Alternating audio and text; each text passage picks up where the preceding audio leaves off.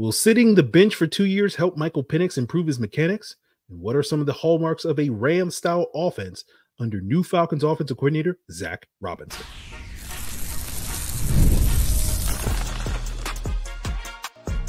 You are Locked On Falcons, your daily Atlanta Falcons podcast.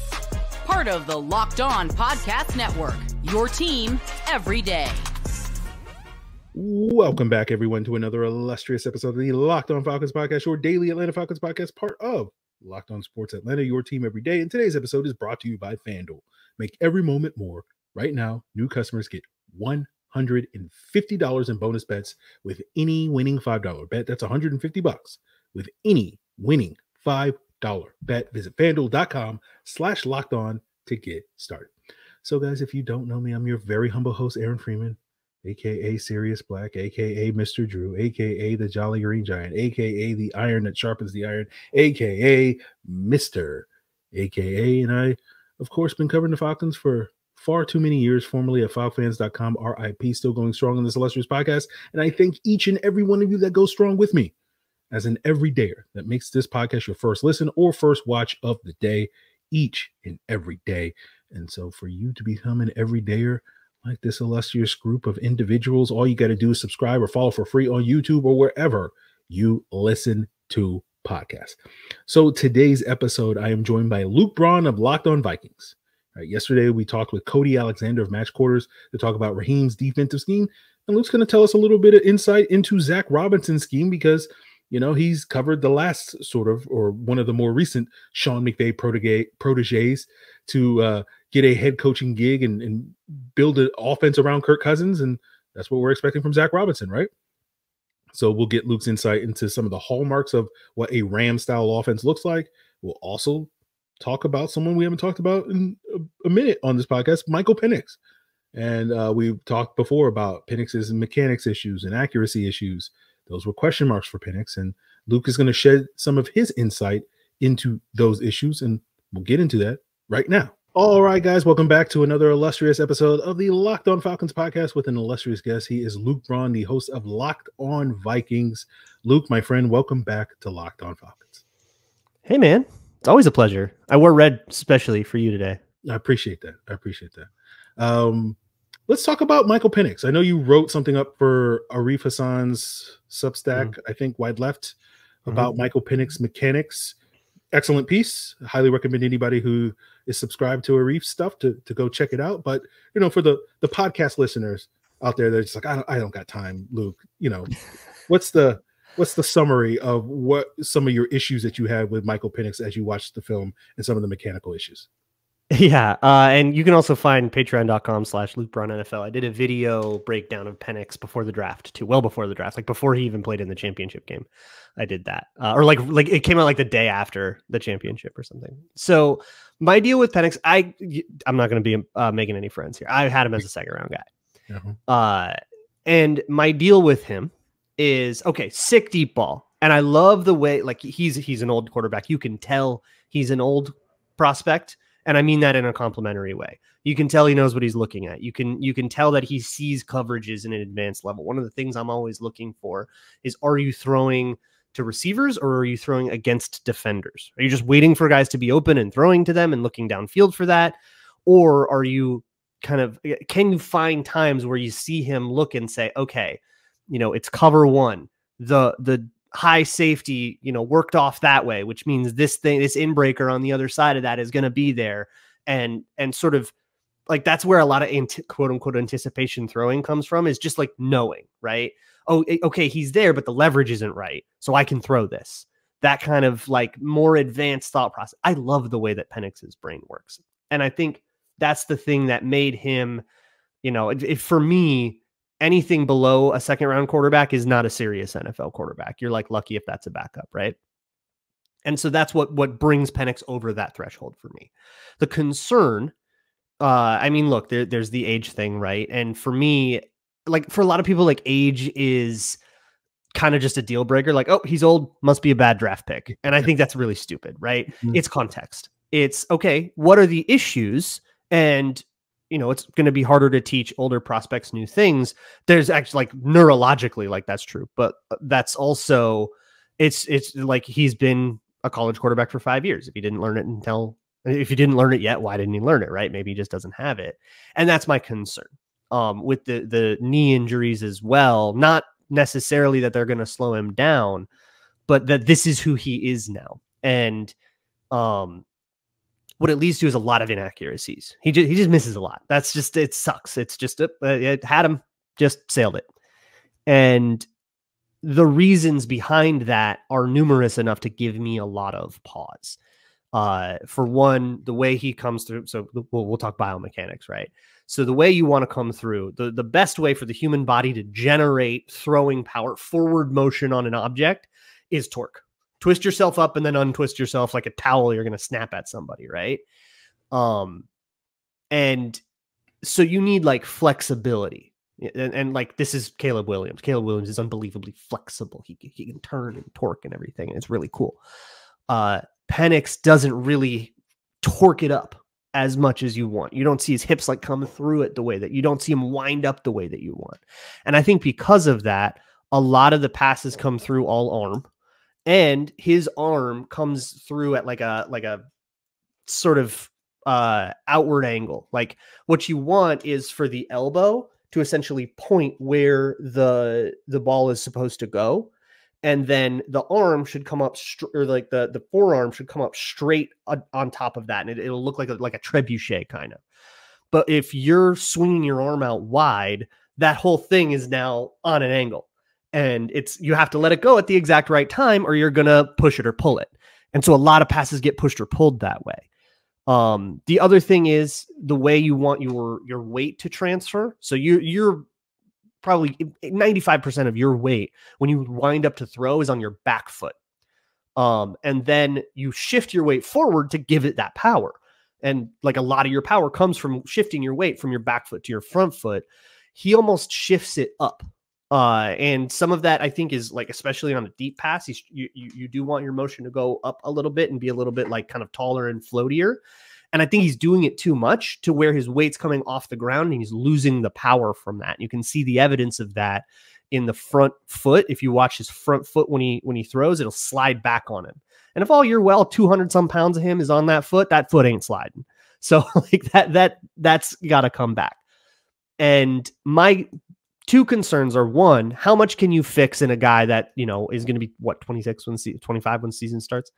How much do you have to fix? And he's got 2 years to work. So sure. Right. But two, will he ever gain that flexibility and rotational motion that he needs with all that scar tissue in his knees? Or is this just who he's going to be? And he's just a quarterback that misses some, but has a pretty good deep ball most of the time and can see it pretty well. I don't know. That feels like a guy that makes for a great, 10-year career as a backup QB, but has a chance to be a starter, which is why I'm saying second round and not third round.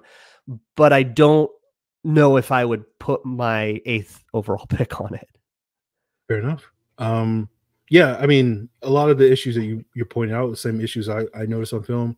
My hope is that the 2 years that theoretically, we'll see, right, that he sits the bench, like he can work on that stuff and he'll have the time and go through the off-season training and sort of rework the muscle memory a little bit. And maybe there's a chance that it kind of sets a little bit more than you would if you were asking that player to play right away and needed to fix those things. And he would just kind of revert back once, the live bullets, so to speak, are flying in the NFL. He would just revert back to how he's always played it with the old muscle memory. That's my hope. But again, I think you're right. It's fair to question those things. I'm just curious, what are your thoughts on him sitting 2 years? Do you think that helps his chance, hurts his chances? What are your thoughts on that? I think if it can get fixed, it wouldn't take 2 years to do. Okay. You're going to know before then, I guess, maybe is a way to put it. I don't know if that's necessarily ideal. A lot of people talk about the age with this, and I don't know if I super care as much. Like, yeah, he's got quarterbacks play till they're 40 if they're good. Like, if he's good, you're not going to care that you lost. You got 12 years instead of 14, right? And if he's bad, then his age didn't matter. It's more of an indicator of that, right? And I do think that like if he physically can put it together, that's way more than enough time, to the point where now I'm worried about, well, you're kind of like eating up all the rookie deal, right? Isn't that the whole point of drafting a quarterback in the top 10, is that you get a reasonably cheap rookie QB? And if that guy is good, it's this huge value advantage. You get 2 years of that, and the fourth year, he's already starting to cost like something. And then you get the fifth year option where he's basically making market money. Like that, I don't know. And not to mention the politics of it with Kirk Cousins, who I know Kirk Cousins is not going to be happy with that. He'll say the right things, but it's already kind of leaked a little bit. I saw the reports and all that, but from covering Kirk here in Minnesota for 6 years, oh man, he hates that. So like, was all that worth it? It feels like you've got to say, well, if this doesn't happen, and if that doesn't happen, and if this happened, and if this happens, maybe we've got a guy for 2 years. Still more to come on today's Locked On Falcons, talking with Luke about some of the things that Kevin O'Connell ported over from LA to Minnesota to build an offense around Kirk Cousins. We'll talk a little bit about some of the things that maybe Zac Robinson will do similarly to build an offense around Kirk Cousins here in Atlanta. And we'll get into sort of, the value of the run game. And that's all coming up on today's Locked On Falcons. It is winner take all time at FanDuel, where you can bet on the NBA and NHL playoffs, and you can bring home a big win of your own, because right now new customers get $150 in bonus bets with any winning $5 bet. That's $150 to bet on anything you like, from spreads, money lines, player props, so much more. You can bet on some of the upcoming NFL season props, like the Falcons over under win totals of 9.5. You can bet on defensive, offensive rookie of the year odds, MVP odds, coach of the year odds. You can bet on player specials for Kirk Cousins in terms of how many yards he's going to throw for, how many touchdowns how many touchdowns is Bijan going to get, Drake London, Kyle Pitts. It's all there at FanDuel, as well as, of course, the upcoming NBA draft, where the Atlanta Hawks hold the number 1 pick. The odds seem to be heavily moving in favor of Alex Sarr being that number 1 pick. Do you want to bet on somebody else, or whatever you want to bet on? Go and check out all the action available at FanDuel by visiting FanDuel.com/lockedon. FanDuel is America's number 1 sportsbook. So, Luke, I want to pick your brain on Zac Robinson's offense. And I know you don't know anything about Zac Robinson's offense, but you know a little bit about Kevin O'Connell's offense, right? Yeah. And I'm just curious, because I'm guessing when Kevin O'Connell got the job in Minnesota a couple of years ago, you went and watched the Rams offense, and you were like, here are the things that Sean McVay does, and here are the things I think Kevin O'Connell will do. And I guess my question is, because at some point, like, I need to figure out what Zac Robinson is going to do by watching Sean McVay's offense. But since you've been through that, like, what were some of the things, the Rams stuff, that you could say, like, this is a Rams offense that Kevin O'Connell ported directly here to Minnesota, so that will kind of clue me into, okay, here are the kind of the core Rams things that Zac Robinson will probably port here to Atlanta. Can you shed any light on that? Yeah. So what I don't know is what Atlanta ran last year in terms of run game. Were they a wide zone or a mid zone, or were they? Yeah. Okay. So wide zone team. The most wide zone team. Okay. Yeah. So the big difference, this is, it sounds really technical, but it's huge. Is when you run outside zone. In a wide zone offense, the play side tackle, that front side tackle, is reaching the edge rusher. He's got to get out and around the edge rusher and seal him off from the outside and work him inside, right? And then the running back's supposed to go around it. It's a stretch run. In mid zone, everything, and every lineman is doing the same thing. Everybody reaches. So it's just big stretch, sweepy run like you'd play in Madden. In mid zone, everything is the same, except the tackle has the encouragement, I'll say, to kick that end out instead. So he doesn't have to go out and around. And instead of this being a C gap run outside the tackle, it's a B gap run inside the tackle, outside the guard, in between the tackle and guard. Obviously with zone, all of this is subject to, the running back's whims. And hey, if you can get outside him, you do get outside him, right? If you run mid zone, but the tackle decides to stunt inside of you, you're not just going to like ruin the play trying to stay to his inside or anything like that. Like, take what he gives you. But that's kind of the general principle. And that changes a lot because for what, it asks a lot less of your interior guys. It changes where double teams are. I kind of think it asks for more power from your tackles, but not quite as much movement from your tackles. So if you've got like stronger tackles, it's really good. Christian Darrisaw really, really thrived in that, especially in 2022. And Brian O'Neill did great too, even though he's more of a mover than he is, or he's more of a mobile tackle than he is like a big power guy. He's still got plenty of power. Mm-hmm. And so like those two tackles have worked out really well there. And then that kind of shapes the play action game. I could go on forever and ever about like the passing game too, with, you know, I would say there's kind of 3 buckets of the passing game. There's your classic dropbacks. There's movement, which you would know as like rollouts, your bootlegs, whatever you want to call them. They call it movement. And that's probably what Zac Robinson will be calling it now. And then your play pass, which is like your more kind of straight back, but it's still play action, where it's like a longer drop back, but you throw a little play action there. Hopefully you can get a defensive end to hesitate or something like that. But then they just like run out for a check down route. It's fine. A lot of the reads in the classic drop back offense, that's really what Kevin O'Connell brought, was a lot more reliance on the drop back offense. Like he ran some play action, but he basically, like, the Vikings just like do not care about the run anymore. Like they do just enough to set up their play action plays, and that's kind of it. They don't care at all about the run game. And instead they're like a major drop. So you had Kirk Cousins passing 50 times a game, and it was a great fit for Cousins's brain because he can get through it quick, right? Like he can 1, 2, 3, 4 really, really fast. And that's what you kind of get. You get, it's like on a lot of concepts, it'll be like 1, 2 on one side and then 1, 2 on the other side. So you have to really, 1, 2, and then turn your eyes all the way to the other side of the field. 1, 2. That's difficult mentally. And I think you have the right quarterbacks for that. I think that's something that also kind of plays into Penix. That might be a reason they liked Penix, is because he can do that. And yeah,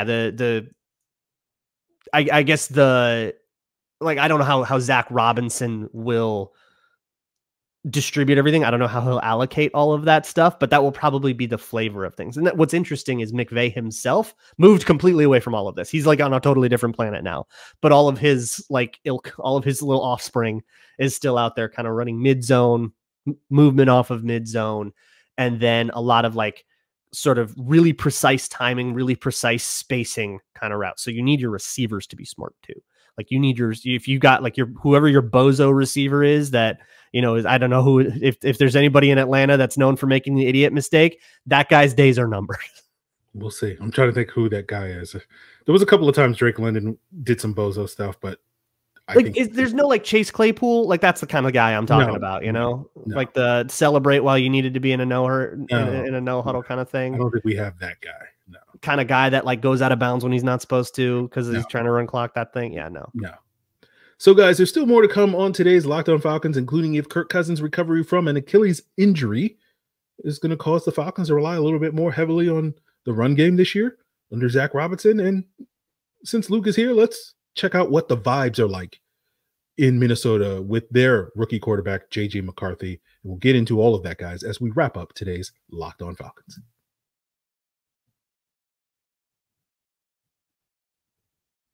I've talked about, I think the Falcons are probably going to be a little bit more run-oriented than the Vikings were under Kevin O'Connell, because the Falcons... The PFF guy? Yeah. I expect, because Kirk's coming off his injury and they're not going to ask him to throw the ball 50 times a game, I think that would be something that you don't want to necessarily drop immediately into. I'm just curious, what are your thoughts on that?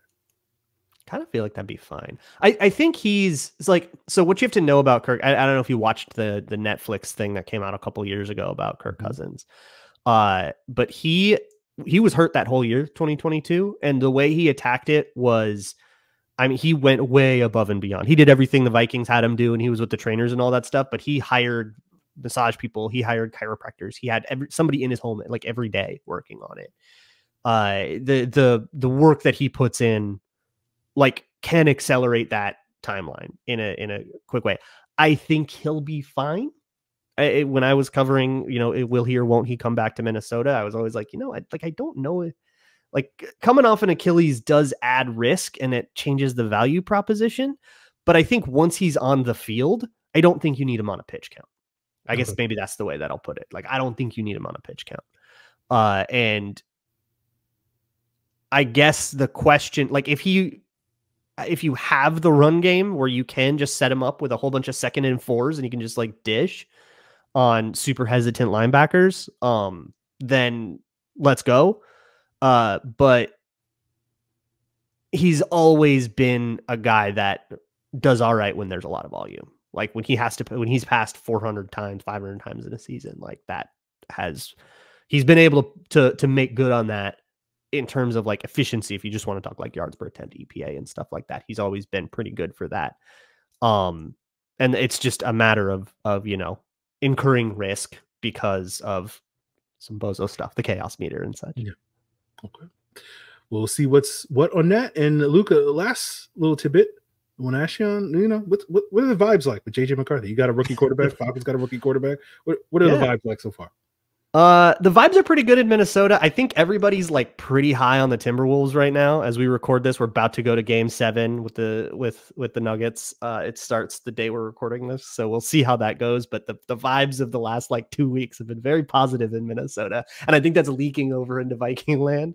But it's exciting, right? Like it's the new wave. We've had Kirk Cousins for 6 years, didn't work, right? Won one playoff game in 6 years. That's not good enough. And it's, you know, it's a new wave. Everybody gets to be super excited about the rookie QB. You know, Broncos fans are super stoked on Bo Nix. Everybody's stoked on May and Daniels and Williams, and it's what you get, right? You get to be.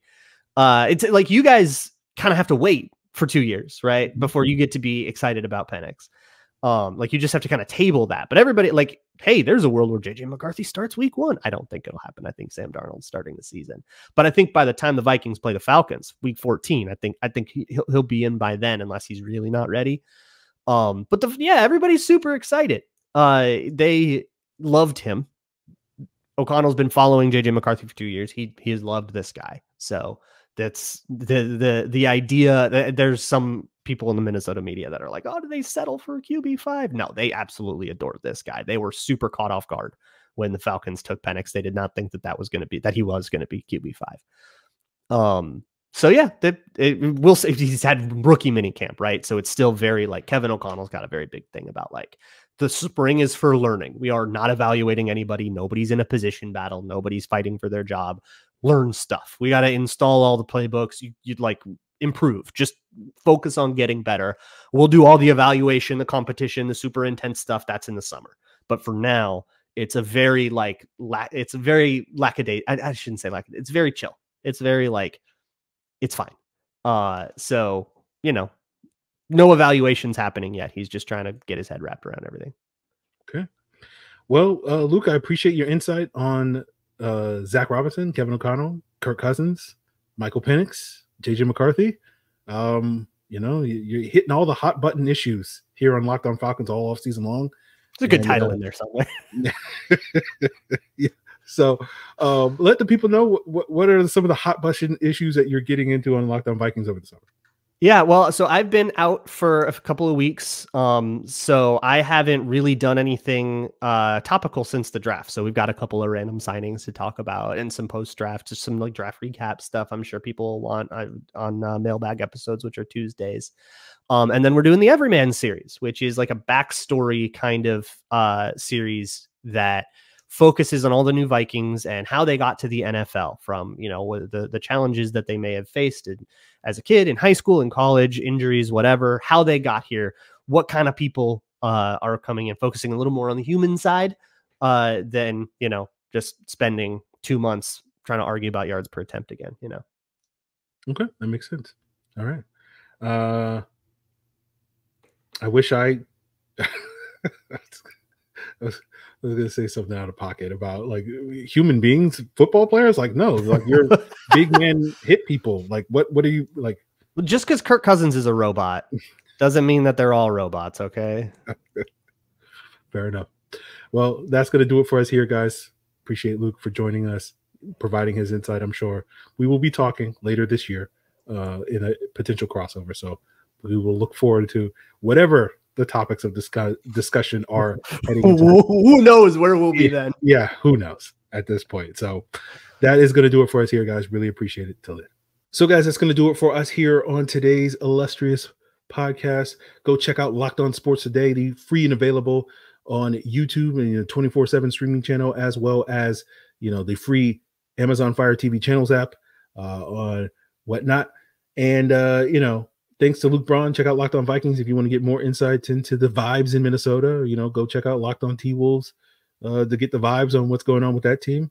Now that they're in the conference finals, and I don't think the vibes are going quite as well against Dallas as they were going against Denver, but we'll see how that goes. Go check that out. Locked On Nuggets, maybe, if you're into that. No, I'm sorry, not Locked On Nuggets. Locked On Mavericks. Check that out. I mean, you can check out Locked On Nuggets if you want to. But anyway, that is going to do it for us here. Tomorrow's episode, I believe, will be a mailbag Q&A episode. So if you want to submit questions for that, you can do so via several outlets. You can send an email to lockedonfalcons@mail.com. You can hit me up in the Locked On Falcons Discord, a link in the description below. And of course, if you are a Locked On Falcons insider, you get priority on upcoming mailbags. And you can become a Locked On Falcons insider by hitting that link in the description below at joinsubtext.com/LockedOnFalcons. It is a 14-day free trial. So you can try it out for 2 weeks and, pepper me with mailbag questions. And then after 14 days is up, you can decide if you want to continue peppering with mailbag questions by paying $4.99 a month, or you can drop it, no hassle. And not only do you get priority on mailbags, you will also be able to check out my film breakdowns. I recently did a Brandon Dorless film breakdown looking at 3 games of his from the last 2 years and breaking down, not only him as a interior pass rusher, but as an edge rusher and a run defender. So you can get my sort of preliminary thoughts on Brandon Dorless as a Locked On Falcons insider, probably a week or 2 ahead of when we do a full breakdown of him on the podcast here. So that's one of the things. And you also get access to all the other previous draft picks and always the upcoming Falcons draft picks, as well as the pre-draft content on various prospects, and as well as the Falcons free agent and the extended all 22 reviews that we did last year, where you get extra insight into, the Falcons offense and defense. And if you want to revisit, if you want to go back down, such pleasant memory lane of, watching the Falcons in 2023, they were not frustrating at all or anything like that. So that's all available as a Locked On Falcons insider. But that, guys, is going to do it for us here. Check out tomorrow's mailbag /Q&A. It's all part of the Locked On Podcast Network, your team every